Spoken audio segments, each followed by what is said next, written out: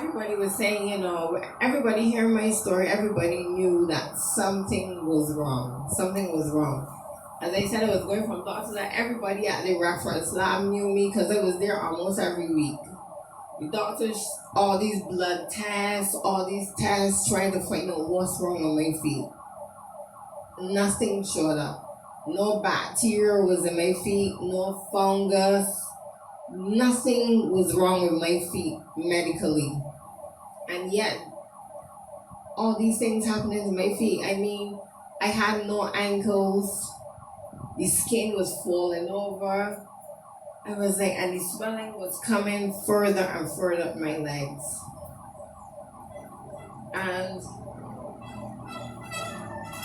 I remember when I was in Bermuda,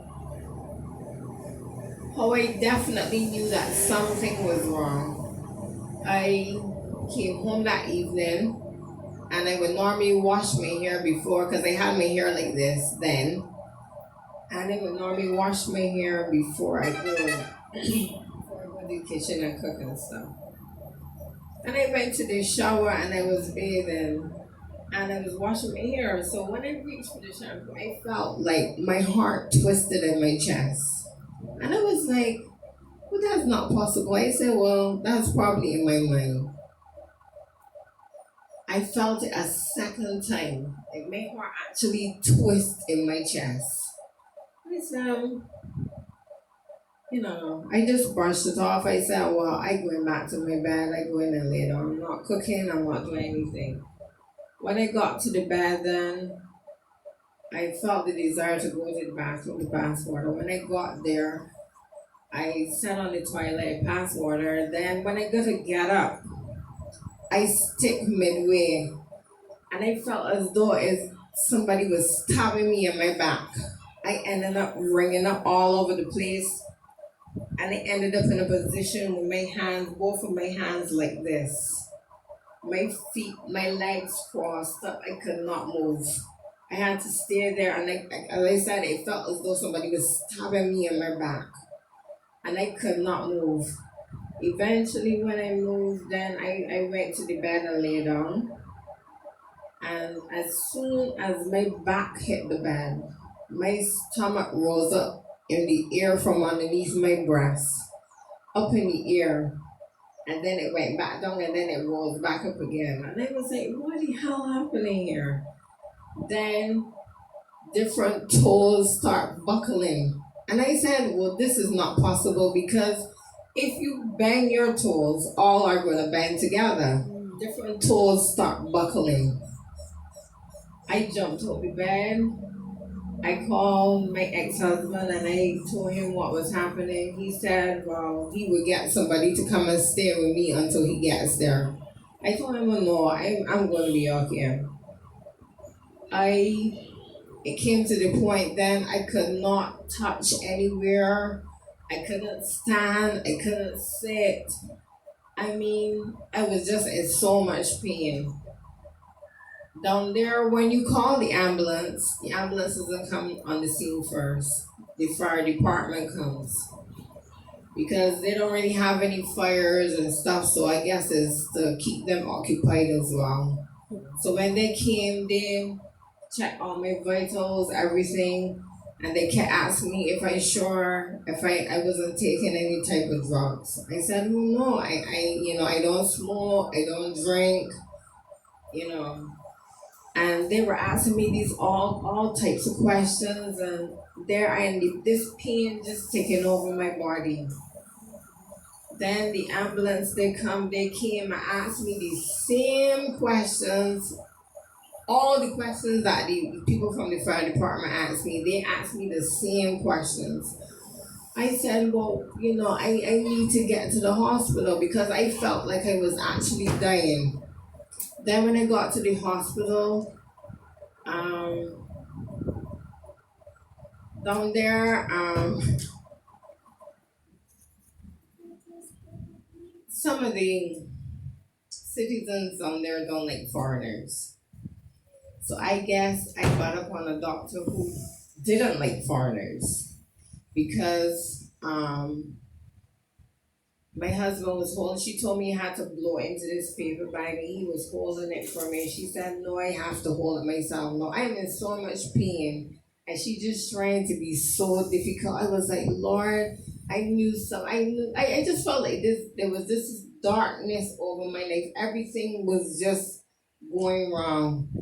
And he, it came to the point, my body was in so much pain, I could feel like my body starting to get hard. Then I could feel like electricity just flowing from one side of my body coming around in a circle. And I told him I was gonna die.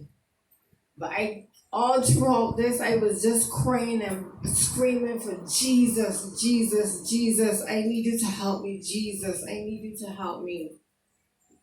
And the next morning, I was released from hospital because I had a heart problem as a child.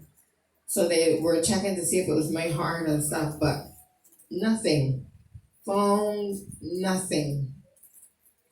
But as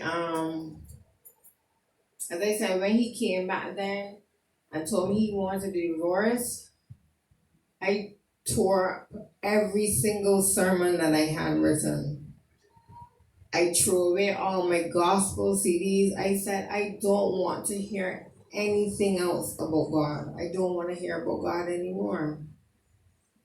In Virginia then, as I said, my family, they tried everything to help me, but nothing could take away that pain.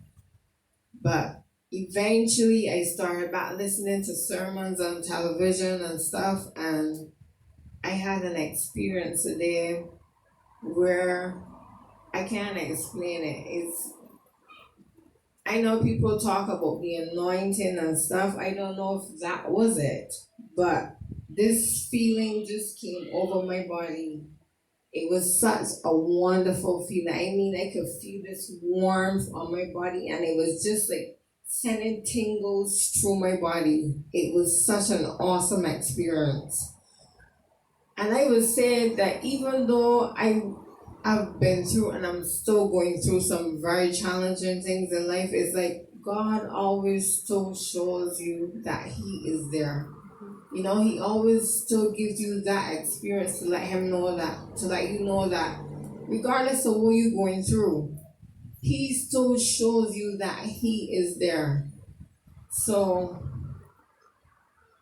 I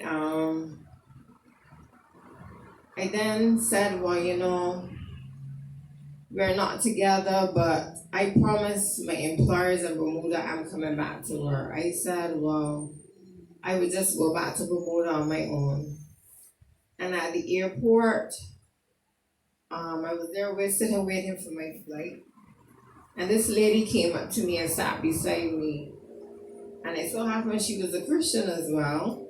And she just started talking to me. And then on the flight, she came and sat beside me too because there was no one sitting beside me. And then she said she was going to Bermuda too. So I was like, of all, Miami airport is a very big airport. And I was like, how come she come and sit beside me? And she said to me, she's going to Bermuda as well. And she said, I'm only going there for a week, but I would like you to meet this old lady because I told her, well, I'm going there to work, but I don't have anybody. She said, well, I would like you to meet this old lady who will be able to look out for, at least you have somebody there to look out for you. She gave me her number and everything. I said, I took the number, it's a courtesy. And she said, while I'm there for the week, I want us to have lunch, and she wants me to come to the party.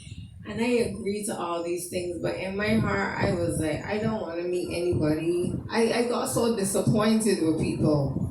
I was like saying to myself, I don't want to meet nobody. I don't want to socialize. I don't want nothing like that. And I have a thing with rainbows. Even my wedding, I had a rainbow themed wedding.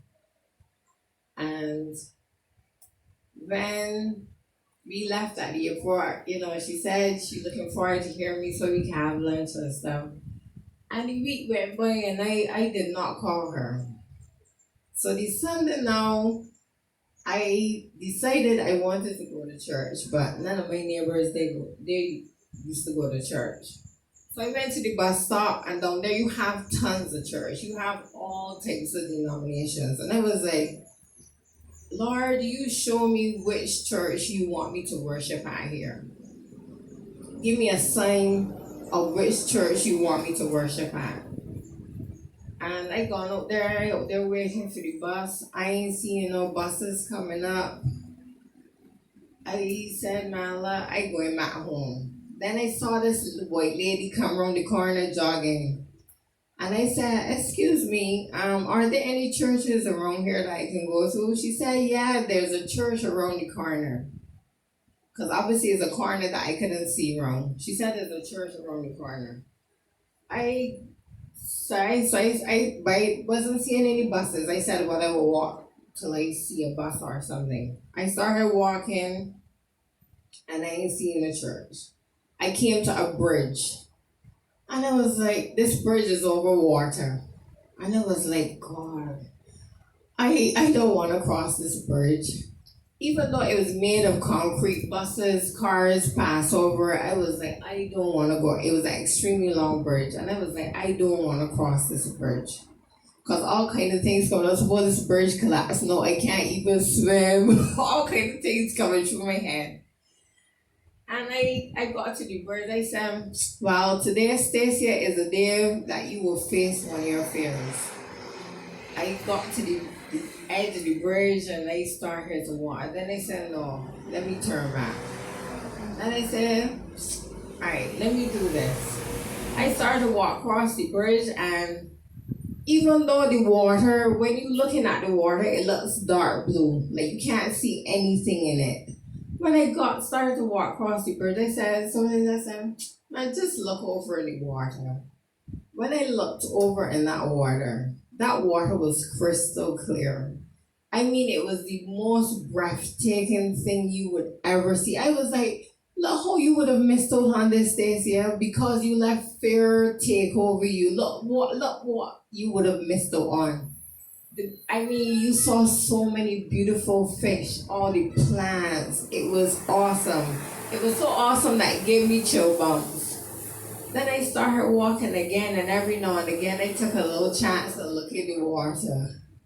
Then that fear started to come back again. It was like, well, I can't turn back now because I'm too far now. So it makes sense turning back. I could well continue to walk over the bridge. All this time the bus ain't come.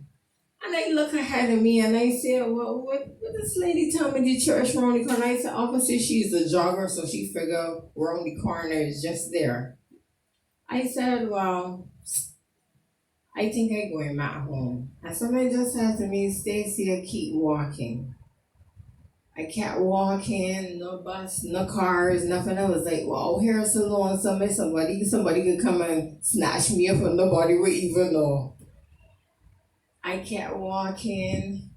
Then I saw this building up on the hill on the right hand side, the structure looked like a church. But as I got closer to it, I see some of the windows like how I said, this lady made me walk all the way up here for a church that isn't even occupied. I was upset. I said, all right, I get back home. Then so they just said to me, keep walking, Stacia. I kept walking. I come up to a graveyard, and I said, oh no, on this lonely road with a graveyard too. Then I said, all right, keep walking. I kept walking. Then I ended up to another corner. And right around that corner was a teeny little green church. And it had rainbow colored curtains. And for me, that was the sign, this is the church God wants you to worship at. When I got to church, now I see the service start at 10 o'clock. I said, wait, it's near 10:30. And I said, well, I ain't seeing nobody coming into church. I ain't hearing nothing. I turned the lock on the door to the side that I was on. It was locked. The window was shut. I said, well, maybe they don't have service today. So I said, well, I'm gonna wait around a little bit longer, probably till 11 to see if somebody comes. Then this white lady and man turned in the car park. So I went behind them quick and I saw them push the door on the other side. It was shut, but people were in there. So I went in behind them then. And I don't normally, when I come into a church, I normally sit at the back if I'm going to a church for the first time. And the Spirit just said to me, go to the third seat from the top. That's why it's so important to listen to the Holy Spirit.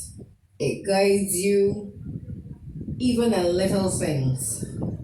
And I started to walk up to the church and I went to go into the third seat on the right hand side. When I go to turn into this seat, I heard Stacia and I looked around. It was the same lady from the plane. She said, why you thought you were supposed to call me? I was listening for you all week. I was like, this can't be no coincidence. Of all the churches in Bermuda, I told her I was gonna call her, and I bet you I knew I had an intention to call her. And we both opened our mouth and disbelief, As I said, there are tons of churches there. And the same old lady she wanted to meet is the mother, I was considered as the mother of the church. She was 80-something years old, and she's considered as the mother of the church. And that old lady used to call me every day, every night. She made sure it was okay. And I said, look, oh God, just put people in place. It's like when things happen, He already knows what's going to happen. And He already has people and things in place for when they happen. And, I was happy, and then even a night they had prayer service, and I never been to the prayer service. I only go to church on Sundays. But that night I just went to prayer service because I didn't want to go home.